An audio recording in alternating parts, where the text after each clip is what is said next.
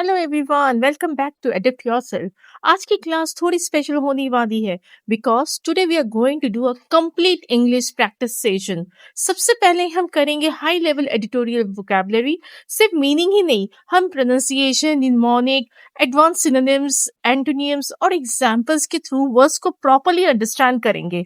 उसके बाद हम एक एडिटोरियल पैसेज लेंगे और देखेंगे कि ये वोकैबुलरी एक्चुअली कंटेक्स्ट में कैसे यूज होती है। Then we will move on to a closed test जहां हम कंटेस्ट के अकॉर्डिंग करेक्ट वर्ड्स चूज करेंगे एंड फाइनली हम करेंगे ग्रामर बेस्ड क्वेश्चंस ताकि वोकैबुलरी के साथ साथ ग्रामर भी स्ट्रांग हो। सो नोटबुक रेडी रखिए और सिर्फ मेरी एक्सप्लेनेशन मत सुनिए, हर क्वेश्चन का आंसर पहले खुद ट्राई कीजिए। तो चलिए बिना टाइम वेस्ट किए स्टार्ट करते हैं आज का फर्स्ट वोकैबुलरी वर्ड से, गरूलस। ओके, गरूलस। इसकी निमोनिक क्या होगी? घर में उल्टा बोलते बोलते, कीप्स टॉकिंग। ठीक है, और इंग्लिश मीनिंग क्या होगी? Excessively talkative, talking at great length. और हिंदी मीनिंग बहुत बातूनी, अधिक बोलने वाला। Okay, let's talk about the synonyms. Loquacious, याद है आपको लोकेसियस में हमने ये वर्ड किया था, वॉल्यूबल, प्रोलिक्स एंड वर्बोस। ठीक है, and what is the antonyms? Taciturn, reticent, laconic, uncommunicative. ठीक है, for example, the garrulous politician dominated the discussion with lengthy anecdotes. ठीक है, इसकी हिंदी होगी, बहुत बातूनी राजनेता ने अपने लंबे लंबे किस्से सुनाकर चर्चा पे पूरी तरह अपना प्रभुत्व बनाया रखा। ठीक है, चलिए अब नेक्स्ट वर्ड पे, हेजेमोनिक। ठीक है, हेजेमोनिक। इसकी निमोनिक क्या होगी? A dominant. ठीक है, hegemon, a dominant power, hegemonic, exercising dominance. ठीक है, और इंग्लिश मीनिंग डोमिनेंट और exercising leadership and influence over others. वहीं इसकी हिंदी मीनिंग क्या होगी? प्रतिभाशाली या वर्चस्व रखने वाला। ठीक है, चलिए इसकी सिनोनिम्स जान लेते हैं। Preponderant, paramount, dominant, imperious.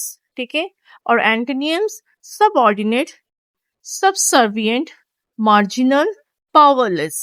ठीक है, for example the country seeks to preserve its hegemonic influence in the region. इसकी हिंदी क्या होगी? देश इस क्षेत्र में अपने प्रतिभाशाली प्रभाव को बनाए रखने का प्रयास कर रहा है। चलिए नेक्स्ट वर्ड पे चलते हैं, इंट्रांजिएंट, इंट्रांजिएंट। ठीक है, इसकी निमोनिक क्या होगी? In plus transient means not transient, lasting. ठीक है, इंग्लिश मीनिंग क्या होगी? नॉट टेम्पररी, एंड्योरिंग और लास्टिंग। वही हिंदी मीनिंग क्या होगी? स्थायी, चिरस्थायी, अस्थायी नहीं। ठीक है, और इनकी सिनोनिम्स क्या होगी? Ephemeral, fleeting, transitory, evanescent. Okay, अब वही एंटोनियम्स होंगी परमानेंट, एंड्यूरिंग, इम्यूटेबल, इम्पेरिशेबल। तो अगर आपको समझ में आ रहा है ये सारे वर्ड्स रिपीट किए जा रहे हैं हर एक जितनी भी वोकैब्स की वीडियो में मैंने किया है, सो इसीलिए तो वोकैब्स किया जाता है ना, क्योंकि हर कोई भी वर्ड अगर आपको आए एग्जाम में तो वो आसानी से आप उसको कर पाए। ठीक है, for example, the institution intransient values have survived generations. ठीक है, इसकी हिंदी क्या होगी? इस संस्था के चिरस्थायी मूल्यों ने पीढ़ियों तक अपनी निरंतरता बनाए रखी है। ठीक है, याद रखिए जब आप हिंदी से इंग्लिश ट्रांसलेशन करते हैं ना, तो सिर्फ पूरे सेंटेंस का अंदाजा मत लगाइए, पहले सेंटेंस के इंपॉर्टेंट वर्ड्स और उनकी सही इंग्लिश एक्सप्रेशन पहचानिए, फिर उन्हें सही इंग्लिश स्ट्रक्चर में लगाइए। वर्ड टू वर्ड ट्रांसलेशन नहीं, बल्कि वर्ड के सही मीनिंग और यूसेज पर फोकस कीजिए। चलिए अब एक एडिटोरियल पैसेज के थ्रू इन सब सिनोनिम्स को अच्छी तरह से समझते हैं।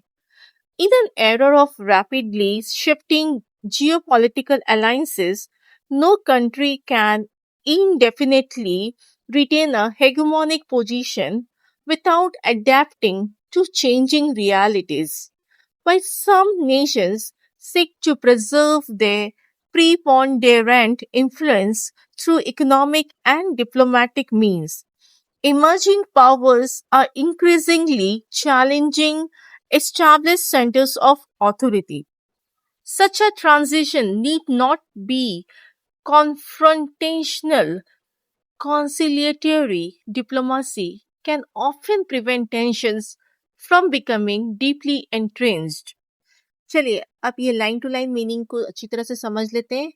In an era of rapidly shifting geopolitical alliances, in an era, एक ऐसा देश में, युग में या देश में, rapidly means तेजी से, shifting को हम क्या बोलते हैं? बदलते हुए. Geopolitical, भू राजनीतिक, अलायंसेस को हम क्या बोलेंगे? गठबंधन. ठीक है, तो इसकी अर्थ क्या होगी? तेजी से बदलते हुए भू राजनीतिक गठबंधनों के दौर में. ठीक है, नेक्स्ट सेंटेंस में चलते हैं. No country can indefinitely retain a hegemonic position. ठीक है, नो कंट्री, कोई भी देश नहीं, कैन मतलब कर सकता है, और इनडेफिनेटली अनिश्चित काल या हमेशा के लिए, रिटेन बनाए रखना, हेगोमोनिक पोजीशन मतलब प्रभुत्वशाली स्थिति या वास्तव की स्थिति. तो इसकी अर्थ क्या होगी? कोई भी देश अनिश्चित काल तक अपनी प्रभुत्वशाली स्थिति बनाए नहीं रख सकता है. ठीक है, without adapting to changing realities. Without means बिना, अडेप्टिंग मीन्स स्वयं को ढालने का, या स्वयं को ढालने के अनुसार रहना, को के अनुसार हमेशा बोलते हैं. यहाँ हम चेंजिंग रियलिटीज को क्या बोलेंगे? बदलती हुई वास्तविकताओं. ठीक है, चलिए पूरी सेंटेंस को हिंदी में कैसे ट्रांसलेट करें, चलिए समझते हैं. तेजी से बदलते हुए भू राजनीतिक गठबंधनों के दौर में कोई भी देश बदलती हुई वास्तविकताओं के अनुसार स्वयं को ढाले बिना अनिश्चित काल तक अपनी प्रभावशाली स्थिति बनाए नहीं रख सकता.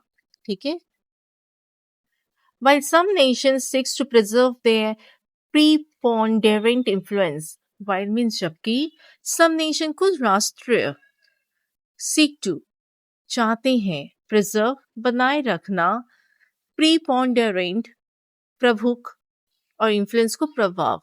तो इसका अर्थ क्या होगा? जबकि कुछ राष्ट्रीय अपने प्रमुख प्रभाव को बनाए रखने का प्रयास करते हैं. Through economic and diplomatic means. Through means माध्यम से, इकोनॉमिक मीन्स आर्थिक, डिप्लोमेटिक मीन्स कूटनीतिक, मीन्स मतलब मध्यम या साधन. ठीक है, इसका अर्थ क्या होगा? आर्थिक और कूटनीतिक साधनों के माध्यम से emerging power are increasingly challenging established centers of authority. Increasingly means लगातार बढ़ते हुए, वहीं emerging powers means उभरती हुई शक्तियाँ. Challenging आपको पता ही है, चुनौती, established means स्थापित, और centers of authority means सत्ता के केंद्र. ठीक है, चलिए इसकी पूरी अर्थ समझते हैं. जबकि कुछ राष्ट्रीय आर्थिक और कूटनीतिक साधनों के माध्यम से अपने प्रमुख प्रभाव को बनाए रखने का प्रयास करते हैं, तो उभरती हुई शक्तियां स्थापित सत्ता केंद्रों को लगातार चुनौती दे रही है. ठीक है, such a transition need not to be confrontational. Such a transition means ऐसा परिवर्तन need not to be मतलब आवश्यक नहीं है. Confrontational means संघर्षपूर्ण. तो इसका अर्थ क्या होगा? ऐसा परिवर्तन आवश्यक रूप से टकरारपूर्ण नहीं होना चाहिए. ठीक है, या संघर्षपूर्ण नहीं होना चाहिए. कॉन्सिलेटरी डिप्लोमेसी. कॉन्सिलेटरी मीन्स मेल मिलाप करने वाली, और डिप्लोमेसी मीन्स कूटनीति. Can often prevent tensions. ठीक है, कैन ऑफन मीन्स अक्सर हो सकती है, प्रिवेंट मीन्स रोकना, टेंशन मीन्स तनाव. From becoming deeply एंट्रेंस्ड. From becoming means बनने से, डीपली एंट्रेंस मीन्स स्थायी रूप से स्थापित. तो इसका अर्थ क्या होगा? समझौतापूर्ण कूटनीति अक्सर तनावों को गहराई से जड़ जमाने से रोक सकती है. चलिए बैंकिंग एग्जाम रिलेटेड क्वेश्चंस करते हैं. It is passage based questions. ठीक है. According to the passage, how can establish powers avoid conflict during geopolitical transition? Option A, by imposing unilateral economic sanction on emergency powers. B, by relying strictly on military dominance over emerging rivals. C, by employing conciliatory diplomacy to prevent entrenched tensions. D, by isolating themselves from global alliances.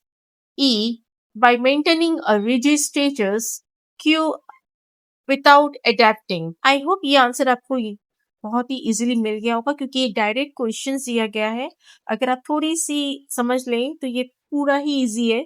ये number C को represent कर रहा है क्योंकि आप इस passage में जाइए. Such a transition needs not to be confrontational. conciliatory diplomacy can often prevent tensions from becoming deeply entrenched. तो आंसर होगा सी. Which of the following is most nearly similar in meanings to the word hegemonic as used in the passage? A. Subservient. B. Dominant. C. Democratic. D. Precarious. Answer is B. क्यों? क्योंकि hegemonic refers to ruling, dominant या supreme leadership. ठीक है. तो यहाँ पे answer क्या होगा? B. चलिए एक CGL related क्वेश्चन करते हैं. Find the error in the sentence derived from the passage. While some nations seek A है to preserve their preponderating influence. B. Through economic means others adapt quickly. A C है और D होगा no error. तो इसके answer क्या होगा? इसके answer होगा A, क्योंकि देखिए यहाँ सब्जेक्ट some nation plural है. So it must take the plural verb also. तो यहाँ पे plural verb क्या होगा? seek. seeks नहीं, seek. क्योंकि जब noun में s लगता है तो verb में s नहीं लगता. और वही जब verb में s लगता है तो noun में s नहीं लगता है. हमेशा याद रखिएगा कि noun का plural form में 90% केसेस में s होते हैं, वही plural form में s नहीं होते. ठीक है. तो यहाँ पे नेशन सिक होगा तो ए इज एन एरर. ठीक है. आगे बढ़ते हैं. वन वर्ड सब्स्टिट्यूशन का एक एक्सरसाइज करते हैं. अ स्टेट और habit that is firmly established and difficult और unlikely to change. A. entrenched. B. Fleeting. C. Ephemeral. D. Tentative. ठीक है. तो इसके आंसर क्या होगी? आंसर ए ही होगा. कैसे? एंट्रेंस यहाँ डिस्क्राइब करता है एन एटीट्यूड और हैबिट ऑफ पोजीशन जो establish so firmly that change is very difficult. तो पोजीशन जो फर्मली एस्टैब्लिश करता है कि चेंज इज वेरी डिफिकल्ट. ठीक है. तो आज का सेशन आपको कैसा लगा कमेंट करके जरूर बताइएगा. अगर आपको ये वीडियो पसंद आई हो और हेल्पफुल लगी हो तो वीडियो को एक लाइक जरूर कीजिएगा. अपने दोस्तों के साथ शेयर कीजिए और चैनल को सब्सक्राइब करना बिल्कुल मत भूलिए ताकि आगे की कोई भी क्लास मिस ना हो. मिलते हैं अगले क्लास में. तब तक keep practising, keep improving and keep learning English.